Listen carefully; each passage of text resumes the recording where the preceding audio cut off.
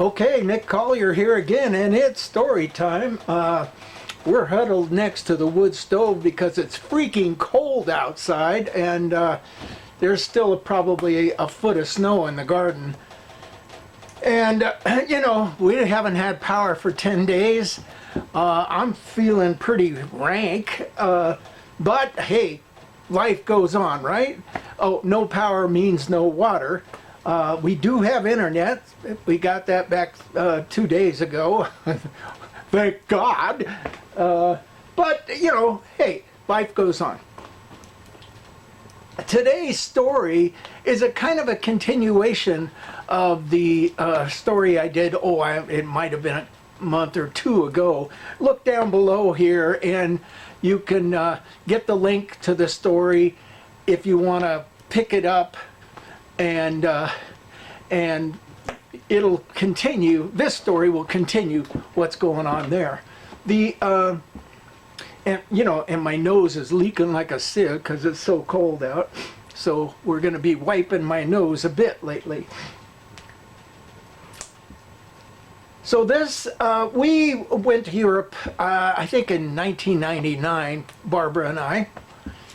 And, you know, we spent 6 weeks over there.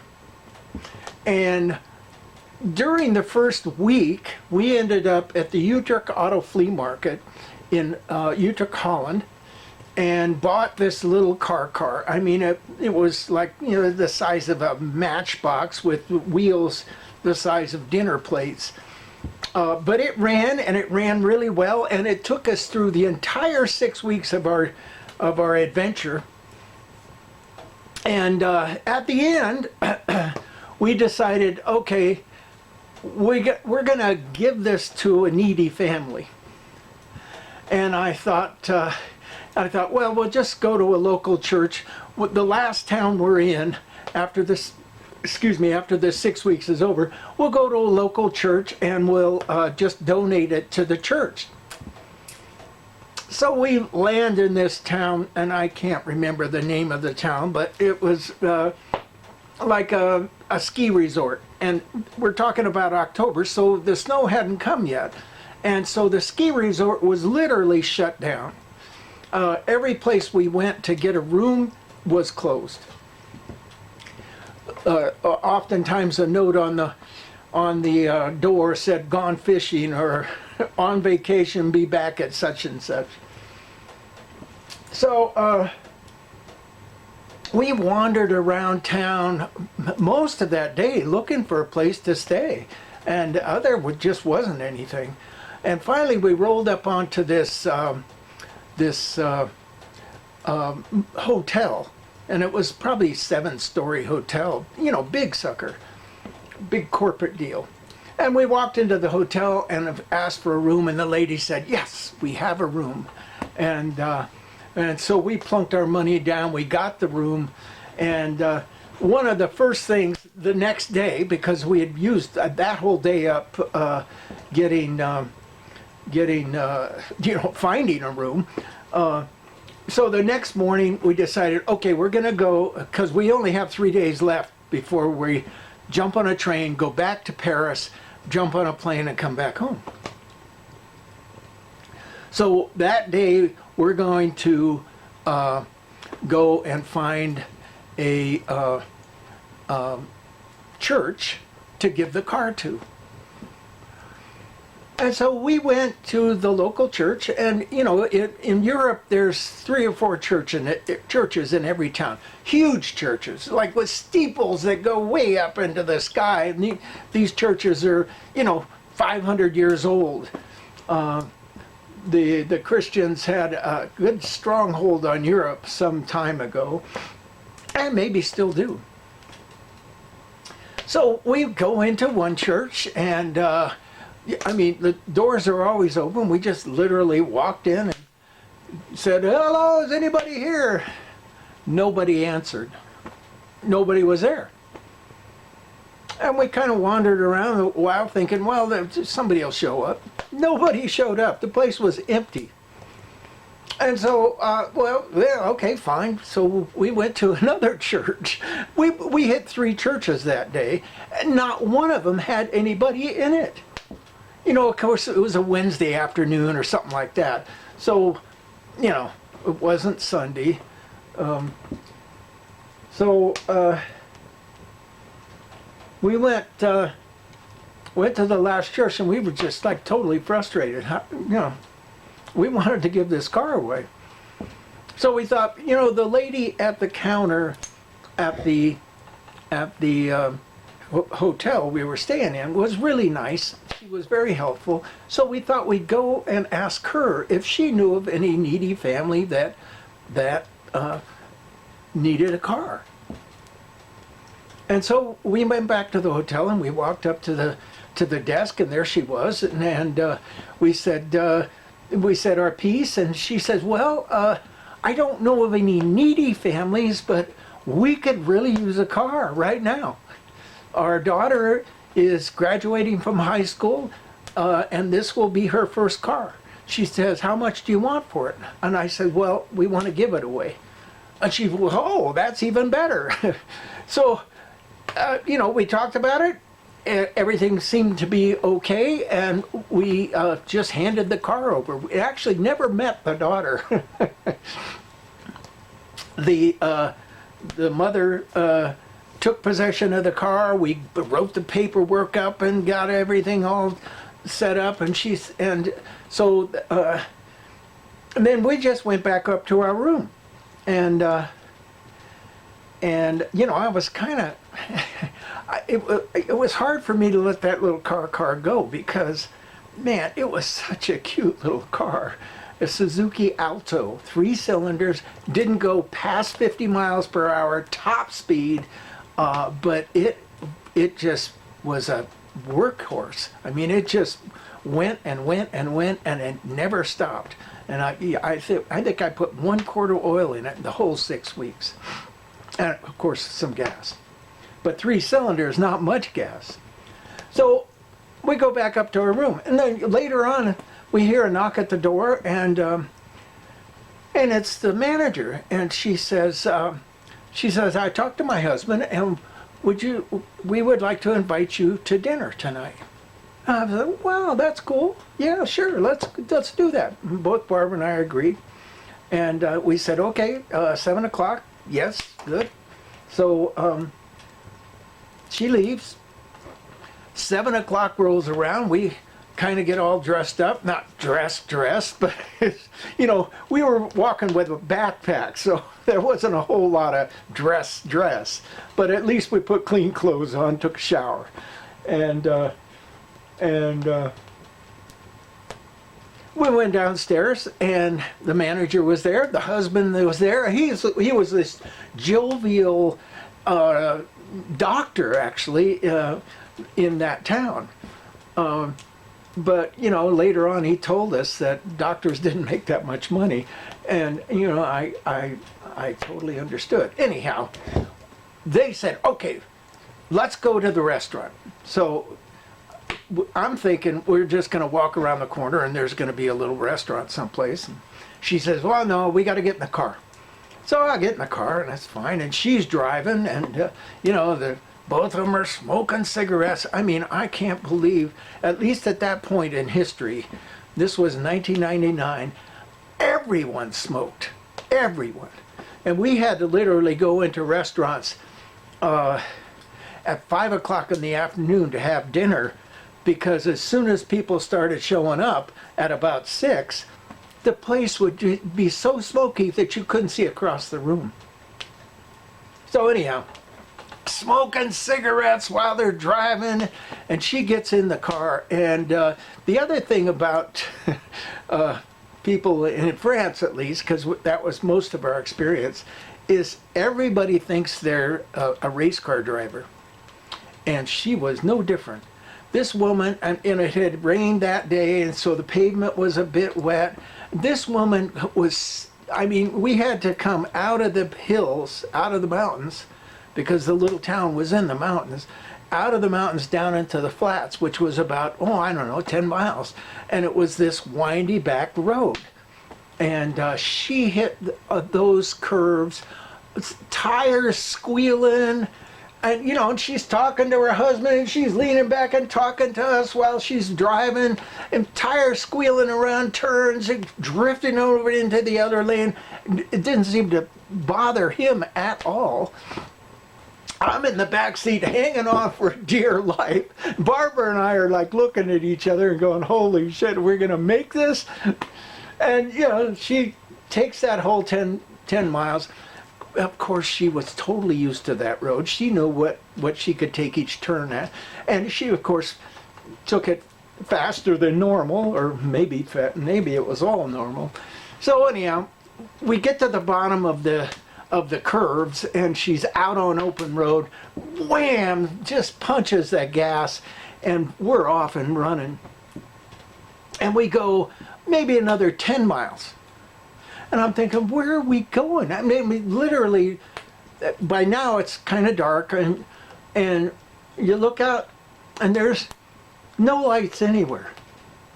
We're leaving any kind of civilization. We're going out into the farmlands in the country. And so she finally makes a left turn onto a dirt road and drives up on the side of the hill, maybe a quarter mile or so, makes another left turn onto an even worse dirt road, and drives a couple hundred yards and makes another left turn into a driveway of an old farmhouse. I mean, I'm talking about an old farmhouse. It was just kind of decrepit. She pulls into a kind of a lean-to barn, where it's got the roof, but the whole face is open. She just pulls in right next to a tractor, and there's some tractor implements and a bunch of hay and stuff like that. And we all get out, and I'm thinking, what are we going to Aunt Bertha's house or something? So, and she said, oh yeah, this is good. And she'd been talking about the restaurant, and I'm thinking, well, there's no restaurant.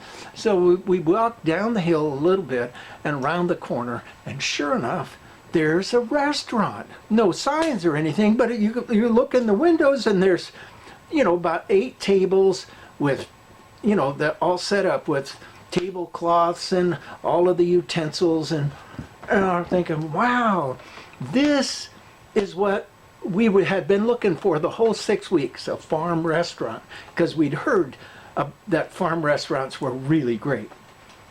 And so they were taking us to one. Wow.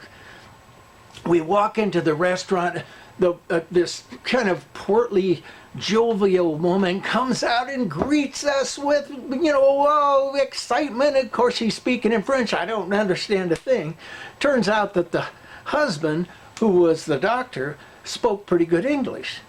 And later on, I asked him, how is it that you learned English? He says, watching American movies. He says, I love John Wayne. And I'm thinking, oh my God, he loves John Wayne. Okay, so that's how he learns English. So he kind of translates. And she's really happy that we're there. And she knows we're from San Francisco. And they take us over to the table. There's nobody else in the restaurant. They take us over to the table, and they sit us down on this nice big table. And I'm sitting on one side with him, and Barbara's sitting on the other side with her. And so I'm facing Barbara. And we're talking, and he's interpreting for us, which makes it real easy. And we're talking away, and about, 5 minutes, 10 minutes goes by. And this guy comes walking in, this portly guy comes walking in with a white smock on, and is holding a platter of meat.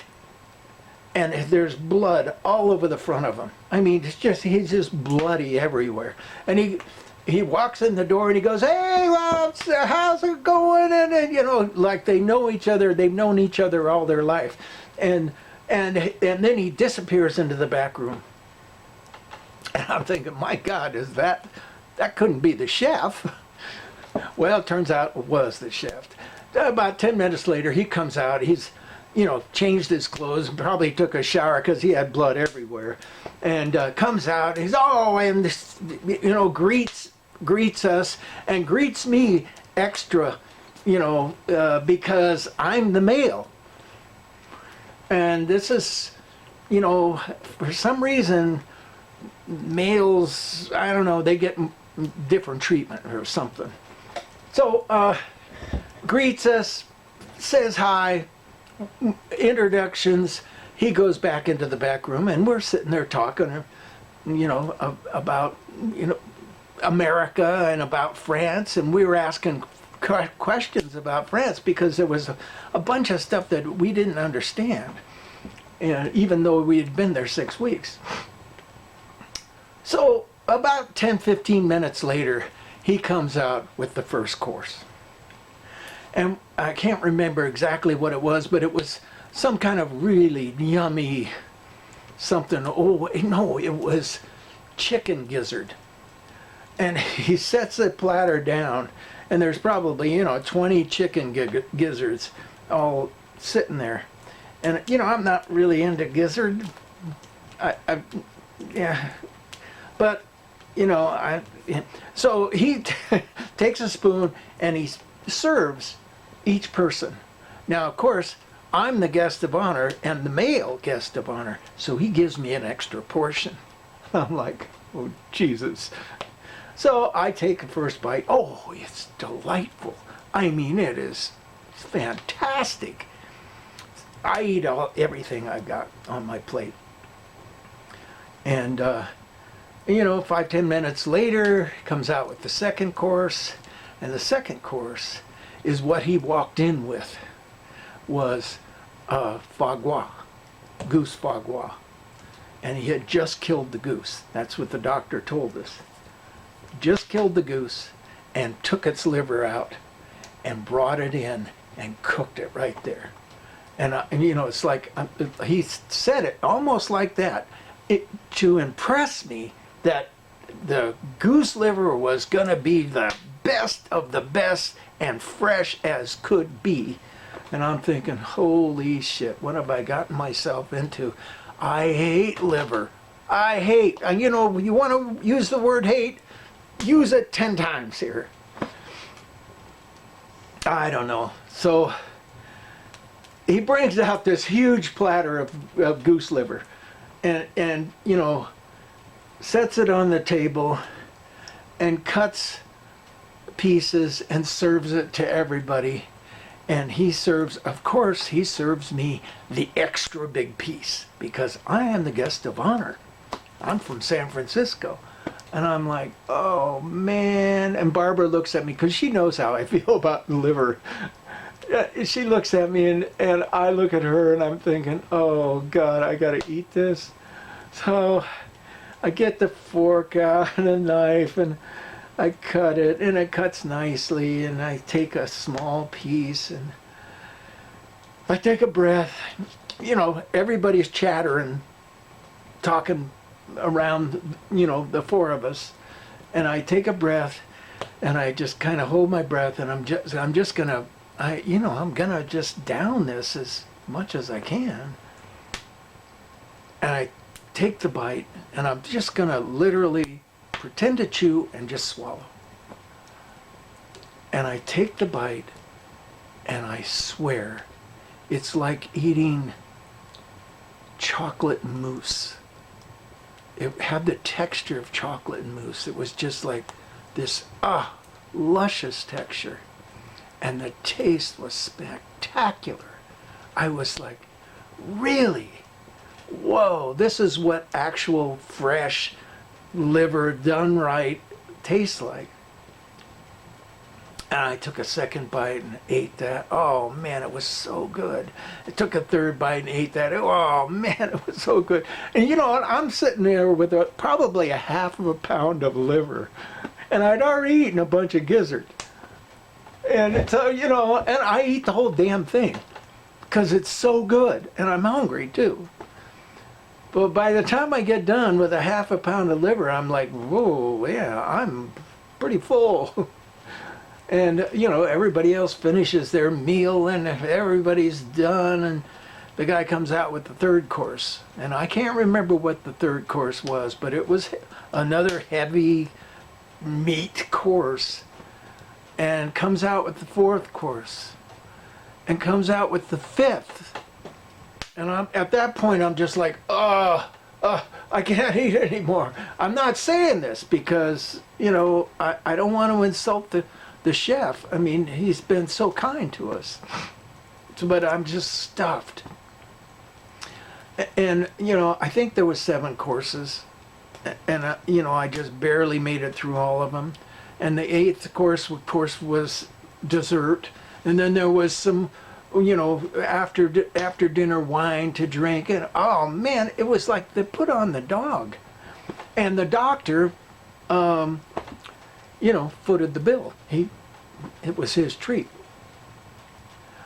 And I walked out of there just stuffed to the gills. I was like, oh God. Got in the car. She Mario Andretti's herself all the way back home, just sliding around turns, and I'm like, I'm the back is like, oh God. I'm about ready to open the window and puke out the window. But I didn't. And drops us off at the hotel and says, okay, we're picking you up in the morning and we're taking you to the train. Okay, so that's good. We slept that night and woke up in the morning, and I had such a overindulgent food hangover. I cannot tell you. I was just sick to my stomach. They picked us up, they took us to the train, they dropped us at the train station.